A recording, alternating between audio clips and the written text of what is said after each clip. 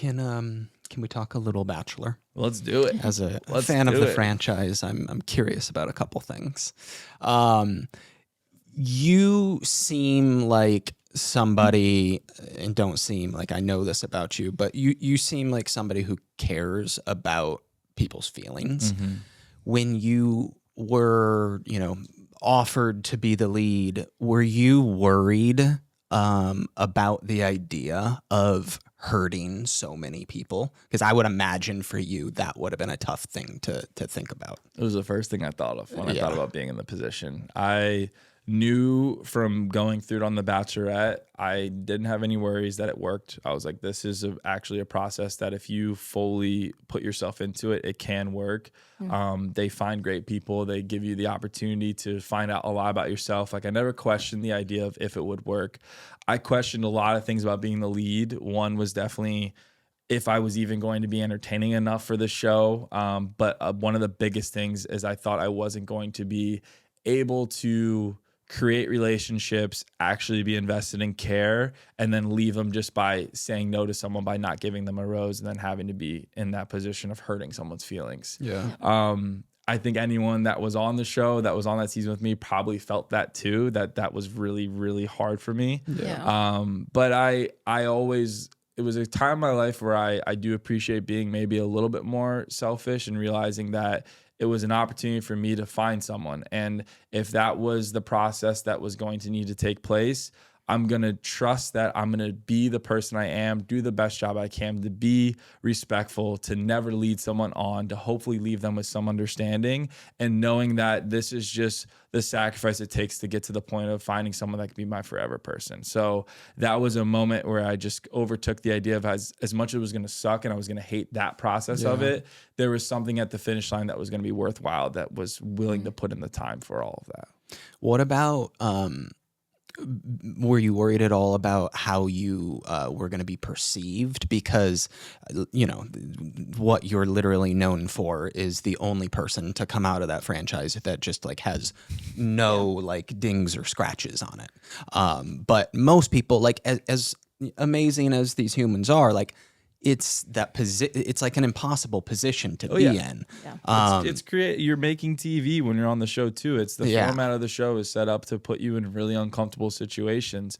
I was petrified of that idea because I also was really lucky coming off of The Bachelorette. I was in that same position where a lot of times someone that goes through that whole season, they leave with, as you said, dings and things that people have things to say, and I left pretty unscathed. I was, someone that they were hoping would be the next guy, but I said I could leave it there. And a lead usually is the one that gets the most scrutiny because they are in a position that's impossible a lot of times to handle.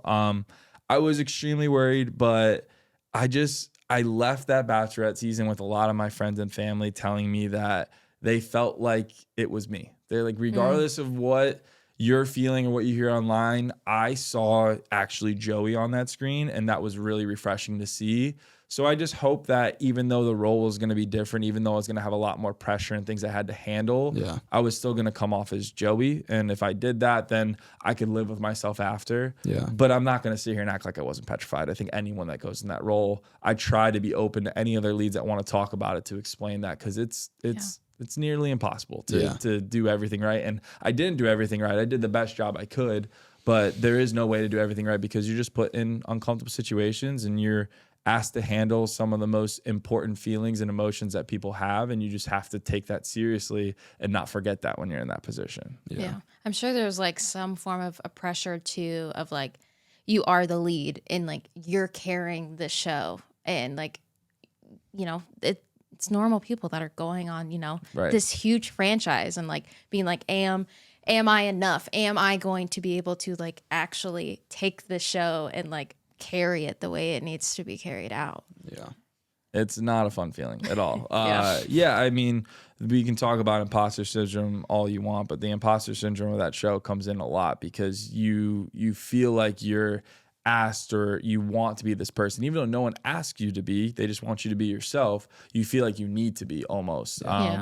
And that was hard because I'm not the most polarizing personality. I feel like I give chill guy vibes. I can hang out in any room. I think I can connect with people really well. Yeah. So what I try to use on that show, and I think people felt too, is I was just trying to be a mirror. I feel like the women were the people that were the stars of that show because they all had these amazing stories and things to share.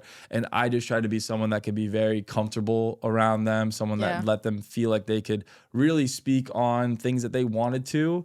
And that was helpful for me to take a little bit of the pressure off. And I think people forget that's why The Bachelor does so well, is because the women tend to have a lot more amazing stories. People are more involved in wanting to hear about them. Yeah. And then I sprinkled a little bit of Joey quirkiness and fun in there where I could. But I really thought my job was just to give all of the women justice, that they could do what they wanted to do, share what they wanted to do, in that process of me trying to figure out what made the most sense for who I wanted to end up with. Yeah, I feel like the casting just did such a good job with your season, like between you and like the women. Like it truly was. Well, that's what I was going to ask. I was going to ask if do you have any like, not say, but beforehand, do they ask you for like what you're looking for? Or you make, you tell them like some things that are important to you, because like the group of women that you had, like it's probably the best ever. Yeah, I agree. I thought we had a great cast for that season, and they ask you, they do ask like, what is your usual type? What are you interested in? What are you looking for in a partner? As they should, because they want to have the ability to craft a cast that makes sense with the person that's going to be the lead. And sometimes they make that decision who the lead is pretty late, but I was lucky that in my situation, I think they had an idea of who it was going to be as they were casting. So I'm sure they had a lot of these, me in mind as they're casting a lot of these women. Yeah. But I just asked for someone that was a really kind person. I didn't have a lot of a to-do list of anything. I just said I wanted to make sure the person that was going to be coming on, the women that they would be choosing, was kind, cared about others. But I didn't actually also have to say much about that because they got to know me really well in The Bachelorette. Yeah. And I think they knew that was something that was going to have to be there as well. But I didn't really have like a certain type I was looking for. I just said, please bring me great people that I have the ability to meet, and hopefully there'll be something there in the long run. I think it says a lot about you too, because you brought the best out of everybody too, which is I appreciate awesome, you saying that. It was cool to watch.